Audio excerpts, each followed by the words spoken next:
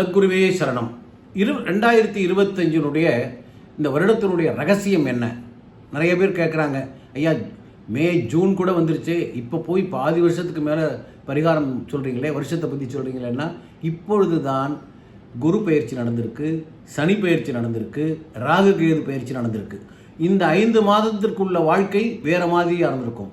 இந்த 5 மாதத்திற்கு பிறகு எல்லா ராசிக்காரர்களுக்கும் ஒரு கண்டிப்பான ஒரு மாறுதல் நடக்கும்.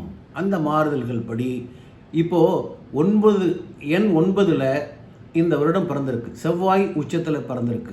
செவ்வாய் உச்சத்தில் பிறந்ததுனால இந்த ரியல் எஸ்டேட் பண்ணுறவங்க, மனை வியாபாரம் பண்ணுறவங்க, கன்ஸ்ட்ரக்ஷன் பிஸ்னஸ் பண்ணுறவங்க, பில்டிங் கான்ட்ராக்டர், இவங்களுக்கெல்லாம் அமோகமான ஒரு அற்புதமான காலம். இப்போது லட்சம் கோடிகள் சம்பாதிக்கக்கூடிய காலம்.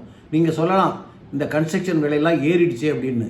ஏறினால் கூட சில கட்டடங்கள் பார்த்திங்கன்னா கட்டிக்கிட்டே இருக்காங்க. அவர்களுக்கெல்லாம் என்ன, அவர்களுக்கு நம்பர் 1 உச்சத்தில் இருப்பாங்க, செவ்வாய் உச்சத்தில் இருப்பாங்க.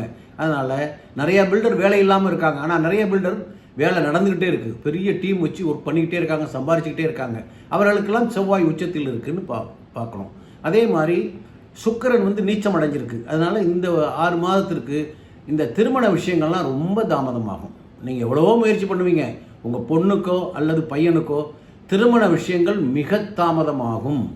அதை கவனத்தில் வைக்கணும். அப்போது அவர்களுடைய ஜாதகத்தை அனுப்பிச்சு பார்த்துட்டு என்ன விஷயங்கள் பரிகாரமோ அந்த பரிகாரங்கள் செய்துட்டிங்கன்னா, பரிகாரங்கிறது வேறு ஒன்றும் இல்லைங்க, வியாதிக்கு மருந்து சாப்பிட்ற மாதிரி. ஒரு வியாதி வந்துட்டால் டேப்லெட் சாப்பிட்றோம், இன்ஜெக்ஷன் போட்டுக்கிறோம் இல்லையா? அதே போல தான் ஜோதிட சாஸ்திரத்தில், காலபுருஷ தத்துவத்தில் இந்த தடைகள், பிரச்சனைகள், தோஷங்கள் இருப்பதற்கு பரிகாரங்கள் மூலமாக மருந்து எடுத்துக்கிறாங்க. அவ்வளோதான். அதற்குரிய பரிகாரங்கள் செய்யும்போது அந்த பிரச்சனைகள் உங்களை விட்டு விலகிடும். அப்போது உங்கள் பொண்ணுக்கோ பையனுக்கோ இந்த தாமதமாக இன்னும் 6 மாதம் 2026 தான் இந்த வருட ராசிப்படி திருமணம் நடக்கும். எல்லாருக்கும் தள்ளி போயிடும். ஆனால் அதற்குரிய பரிகாரங்கள் செஞ்சுக்கிட்டிங்கன்னா உங்கள் வீட்டில் உள்ளவர்களுக்கு அற்புதமான ஒரு விஷயங்கள் நடக்கும். அதே மாதிரி தண்ணீரில் கண்டம், உயரத்தில் கண்டம், அந்தரீஷ மரணம்னு பேர். உயரத்தில் மரணம், தண்ணீரில் கண்டம், ரெண்டுமே இந்த வருடத்தில் மிக அதிகமாக இருக்கும். ஆக உங்களுடைய பிள்ளைகளை பார்த்து கவனமாக, ஆற்றுக்கு போகாதீங்க, கடலில் போய் குளிக்க போகாதீங்க, ஏரிக்கு போகாதீங்கன்னு சொல்லி பத்திரப்படுத்தி வைங்க.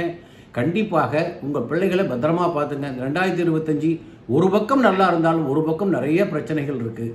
அவைகளெல்லாம் பார்த்து உங்கள் குடும்பத்தை பத்திரமாக பார்த்துங்க. சரிங்களா? சப்ஸ்கிரைப் பண்ணுங்கள். வாழ்த்துக்கள். வணக்கம்.